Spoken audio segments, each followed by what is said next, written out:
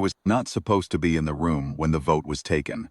My official capacity was intelligence liaison to the diplomatic mission, a support role back while seating, no speaking privileges under the League's procedural charter. Ambassador Suna Diaz had requested I sit at the table that morning, citing my familiarity with the League's internal classification structure. Chamber Secretary logged it without argument. No one on the other side of the table registered any objection. To the Star League Assembly, I was a footnote, and footnotes do not alter outcomes. That was, I would later understand the point. The Star League Assembly occupied a chamber that had been built to impress. Tiered in a slow crescent, the gallery rose 40 meters on 3 sides, each level packed with observer delegations from member species, robed, armored, bioluminescent in clusters, silent. Chamber floor held the principal tables. Our table was small, 6 chairs, 6 human beings, a surface of pale, composite material that felt deliberately cheap compared to the carved vitreous stone of the Assembly's own bench. We had sat at this table through 11 sessions over 8 months. Each session had concluded with an adjournment. This one would not. Convener Maloreth called the chamber to order at the second bell.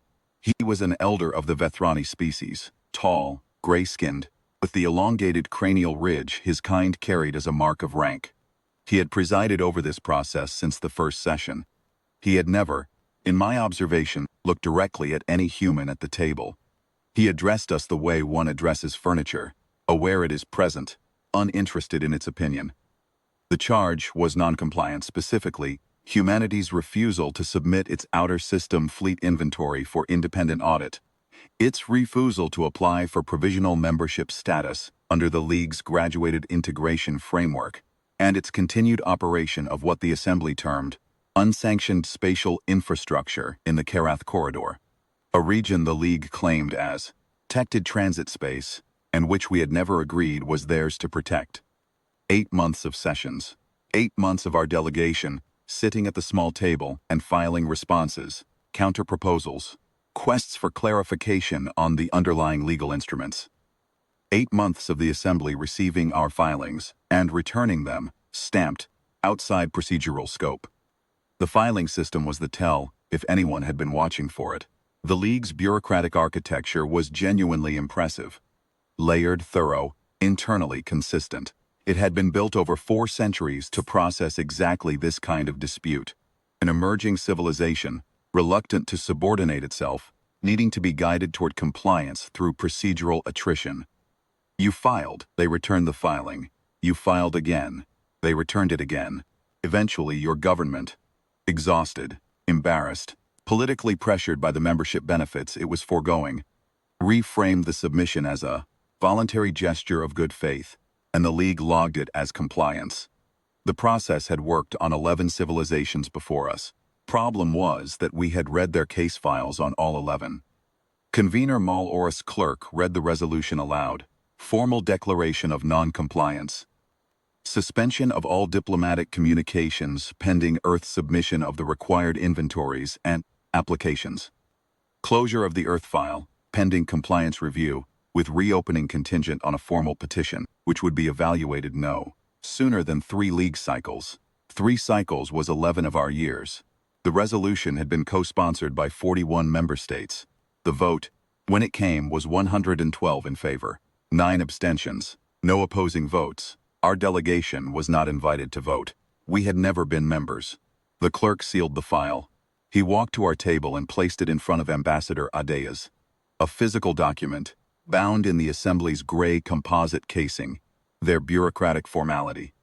The League still used hard copy for closure proceedings. Adeas looked at it. She did not open it. She did not look at the convener. She let 3 seconds pass. I counted, because I had learned to count them, and then she stood. We stood with her. No one spoke. We gathered nothing, because we had brought nothing worth gathering. Adeas tucked the file under her arm, and we walked out. The chamber did not erupt. That was the other thing I remember.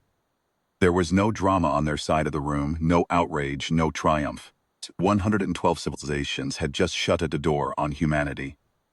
And the gallery watched us leave with the mild interest of people observing a cleared plate being removed from a table. It was not malice, it was administrative satisfaction. The process had concluded. The file was closed. The anomaly had been resolved. In the corridor outside, Adaze handed the file to me. "Log it," she said. That was all. I logged it. The courier, that carried our report back to the coordinating office on Waystation Meridian, took 4 days. By the time it arrived, the resolution had already been transmitted through League channels to every member government. The closure of the Earth file was, in the League's estimation, a matter of public record, an announcement, a lesson to other borderline compliance bees watching from the gallery. What the League did not know, what no one in that chamber knew, except the 6 of us at the small table, was that our coordinating office had moved. 18 months earlier, Waystation Meridian was a forward logistics hub. It was not our headquarters. Our headquarters at the time of the vote was a facility called the Compact Administration Center, located in the Outer Ferris system, 14 light-years outside the Karath corridor.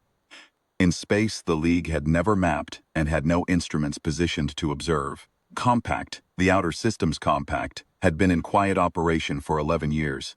It had 43 member systems. It had its own transit protocols, its own arbitration framework, its own mutual defense architecture. It had been built, deliberately and methodically, by every human government and 17 non-League species who had watched the graduated integration process and reached the same conclusion we had. The League's membership framework was not designed to produce partners. It was designed to produce subordinates. We had not refused to submit our fleet inventory because we were hiding something from the League. We had refused because the inventory we would have been required to submit did not reflect our actual capacity, and submitting it would have constituted a legal misrepresentation under the Compact's own transparency charter. We were already bound by a different set of rules. Rules we had written ourselves. The League discovered the Compact's existence 49 days after the vote. I am told the session that followed was extraordinary.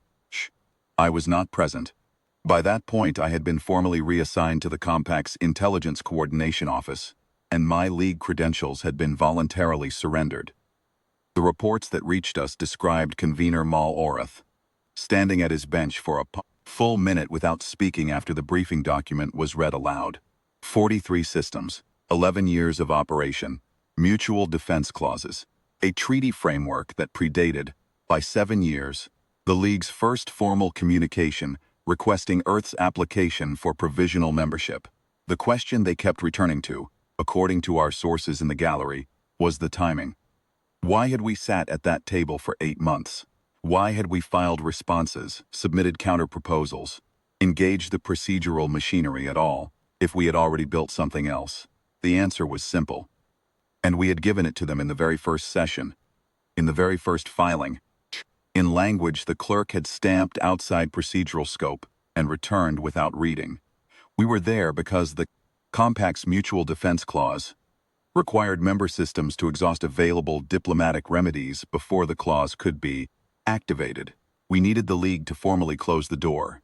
We needed the sealed file, the hard copy document in gray composite casing, the 112 votes, the clerk walking to our table. We needed them to do it themselves, in public, on the record, before the full assembly, so that, when the Compact's 43 member governments activated their treaty obligations, the justification was airtight. We had not been trying to join. We had been completing a procedural requirement. Adiz gave a single statement to the League's follow-up inquiry, transmitted through the new direct channel. The Assembly hastily requested after. They understood what they were looking at. The statement was 4 sentences. I have them from memory, because I drafted 2 of them. The Outer Systems Compact is a lawful treaty organization composed of sovereign systems operating outside the League's jurisdictional claims. Earth's participation in League diplomatic proceedings was conducted in full good faith and in compliance with our own treaty obligations. We consider this matter closed. We wish the Assembly continued success in its integration work. No 4th session was requested. No petition was filed. The League sent 2 subsequent communications to the Compact Administration Center. The first seeking clarification on the Mutual Defense Clause's geographic scope, the second requesting observer status at Compact proceedings. Both were received, logged, placed into a review queue. The review queue as of my writing this has not been cleared. It is not malice. It is administrative thoroughness. The process takes time. We are working through the filings as quickly as our procedural framework allows. We expect the matter will be resolved in approximately 3 league cycles.